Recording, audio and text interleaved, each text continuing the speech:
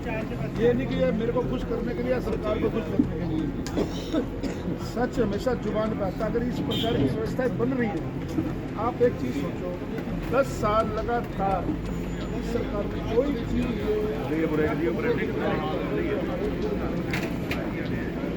उनसे जब मैंने कहा कि कार्यकर्ताओं की नौकरी के लिए बड़ी बात है, तो मैं सरकार में कहते क्या, मैं जब वोट मांगने के लिए जनता के बीच में गया था, तुल्य जनता है और इन्होंने इतने भारी मैंडेट में, मैंने अभी यहाँ आने से पहले ये बात कही कि एक माहौल इस प्रकार से बनाया गया था कि भी भाजपा की सरकार जा रही है और कांग्रेस की आ रही है। हालांकि ये राजनीतिक मंच नहीं है, मैं खुद मना करता हूँ कि सुबह ऐसी बात नहीं करनी चाहिए, लेकिन सुबह सुबह हमें भगवान का नाम लेकर के जनता से अपने क्षेत्र के विकास के लिए, लेकिन कहीं ना कहीं जब राजनीतिक व्यक्ति होता है तो बात मुँह से निकलती है। इस जनता ने बहुत साथ दिया और जनता ने इतना बड़ा मैंडेट जो दिया, अब उसको लौटाने का काम, उनको समर्पण का काम मेरा है। तो ये चर्चा चली कि भी एक कॉमन फ्रंट ऐसा बनाया जाए कि सवेरे एक आम जन के साथ, और ये प्लेटफॉर्म कोई भाजपा के कार्यकर्ताओं का नहीं है,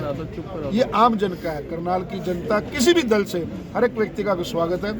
उनका भी अगर कोई सुझाव है तो उसको भी हम आत्मसात करेंगे, उस बात पे इम्प्लीमेंट करेंगे अगर अच्छा सुझाव आता है तो। खाली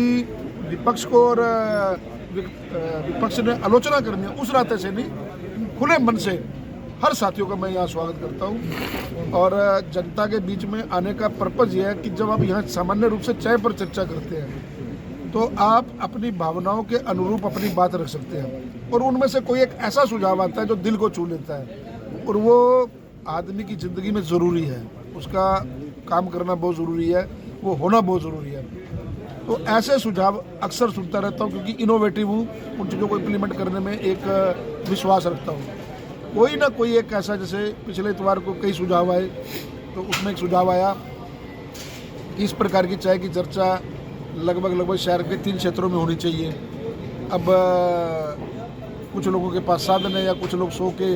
आलस के कारण उठ करके नहीं आते, तो अब मेरे को उनके पास जाना पड़े, वो भी बात है। तो ऐसी व्यवस्था भी अब रेक्टिफाई करने की कोशिश करें, क्योंकि चाय के ऐसे कई जगह स्थान हैं, हर जगह, हर क्षेत्र में, कि विधानसभा का क्षेत्र बड़ा होता है तो उसमें जा कर के बैठना और जनता के बीच में जाना, ये सुझाव था। आज दूसरा रविवार है तो जनता के बीच में आया हूँ। आज नौकरियों के ऊपर चर्चा हुई कि इस प्रकार से नौकरियों की नीतियों की साथियों ने चर्चा करी, आम जन ने चर्चा करी, बड़ी अच्छी है। उसमें एक सुझाव आया कि टैलेंट इस प्रकार से होना चाहिए, स्टेडियम दूर है और बच्चों को इस प्रकार से आने जाने में,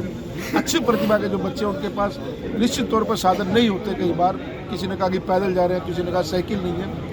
तो उनको कहा कि लिखित रूप में सुझाव दें। हमारे पास उद्योगपति होते हैं, उनके पास CSR फंड होता है, उनकी हम एडमिनिस्ट्रेशन से चेकिंग कराएंगे कि उनकी परिवार की आर्थिक स्थिति क्या है, और ऐसे बच्चों को साइकिल मुहैया भी जरूर कराएंगे ताकि वो अपनी छुपी हुई प्रतिभा या खेल की प्रतिभा को निखार सकें। तो इस प्रकार के जो सुझाव है, ये राजनीतिक क्षेत्र में जब हम काम कर रहे होते तो नहीं आते हैं। यहाँ जब हम जन के बीच में बैठते हैं और चाय पर चर्चा करते हैं तो अपने दिल की बात भी लोग करते हैं, अच्छी बात भी करते हैं, सरकार की आलोचना भी करते हैं, गलत नीतियों की अपनी बात भी रखेंगे। तो एक ये ऐसा प्लेटफॉर्म है, जब इसका निचोड़ निकलेगा, वो निचोड़ मंथन है जिसको मैं कहूँ, वो अच्छे के लिए होगा, हम लोग उसको इम्प्लीमेंट करेंगे। मैं सिर्फ जनता के बीच में, मेरा इनसे जुड़ने का सिर्फ यही एक कारण है कि इतना प्यार जनता ने दिया, लगभग 35,000 वोट से एक तरफा जीत जिसको मैं कहूँ उन्होंने दी। तो जब जनता ने इतना विश्वास किया है तो जनता के सेवक बन करके, जनता के बीच में एक प्रतिनिधि बन के, कोई MLA बन के और कोई इस प्रकार का अहम पालकर नहीं, परमात्मा डाउन टू अर्थ रखे और जनता के बड़े बुजुर्गों की सेवा करते रहे, गरीब दीन दुखियों के काम आते रहे, और सब मेरे भाइयों के साथ, क्योंकि सब कर्मठ साथी, करनाल दानवी राजा कर्म की धरती है और करनाल ने इतिहास बनाया है, CM सिटी होने का इसको गौरव प्राप्त हुआ है। और आज भी माननीय मुख्यमंत्री जी अपने आप को CM सिटी से अलग नहीं कर पा रहे और ना करेंगे, तो उन्होंने वही आशीर्वाद एक प्रतिनिधि के रूप में मेरे को दे रखा है कि कोई काम हो आप आधी रात को करनाल की जनता का, क्योंकि 9.5 वर्ष आदरणीय मनोहर लाल जी और 6 महीने लगभग आदरणीय नायब सैनी जी ने इस जगह का प्रतिनिधित्व किया। वो विरासत जनता के आशीर्वाद से अब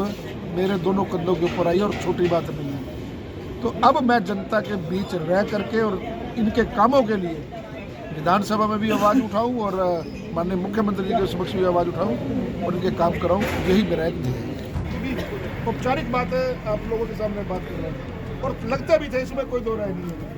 उन्होंने 90 की 90 विधानसभाओं में एक ऐसी व्यवस्था बनाई, चाहे वहाँ से भाजपा का विधायक नहीं भी है, चाहे वो कार्यकर्ता कांग्रेस का भी है, चाहे वो कार्यकर्ता इनेलो का भी है, अगर उसका बच्चा पढ़ रहा है तो उसकी नौकरी लगी है। और विधानसभा में विपक्ष ने भी इस नीति की बहुत तारीफ की है कि इस ईमानदार मुख्यमंत्री मनोहर लाल जी ने ये काम इम्प्लीमेंट किया। तो ये कोई भी चीज़ आपके घर में भी कोई चौधरी होगा ना, तो उसकी चलती होगी, तो उसको रात को आप घर से नहीं निकाल सकते। अमर उजाला जीवांजलि के सारथी की मदद लें और महाकुंभ में स्नान जरूर करें।